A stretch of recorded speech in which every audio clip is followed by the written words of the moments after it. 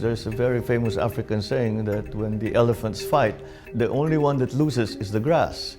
We might be the grass. We do not want to be in that position. That was from this January when Marcos Jr. visited China. That analogy sent two messages. The Philippines doesn't want to choose sides between major powers, and the Philippines doesn't want and cannot pick fights with one. That has changed. After a year of many maritime conflicts with China, Marcos Jr. now believes a more assertive China poses a real challenge to his Asian neighbors.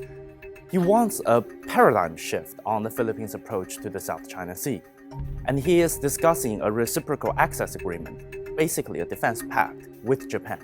On December 20th, Chinese Foreign Minister Wang Yi told his Philippine counterpart that the severe difficulties facing China-Philippines relations right now are rooted in the fact that the Philippine side has changed its policy stance so far, reneged on the promises it has made, constantly provoked troubles at sea, and undermined China's legitimate and lawful rights. He emphasized that the Philippine side must act with caution.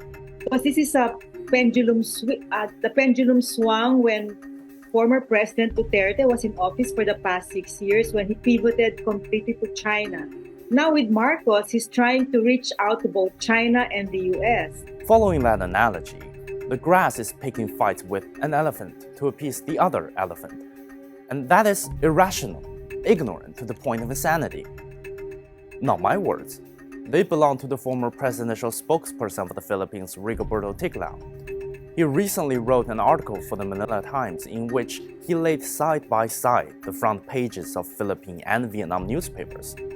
The Philippines' front pages showed the maritime conflict. Vietnam showed Chinese President Xi Jinping's state visit to the country. He simply asked, what the hell is happening to our country?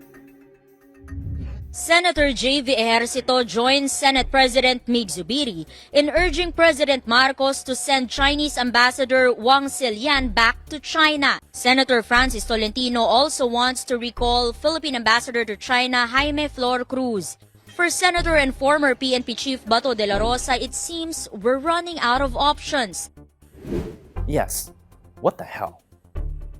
Marcos says he wants a paradigm shift, but he is following exactly what the old paradigm mapped out, and it's making some Filipino politicians become irrational, ignorant to the point of insanity, so much so that they forget the big picture. First and foremost, we're an agricultural country.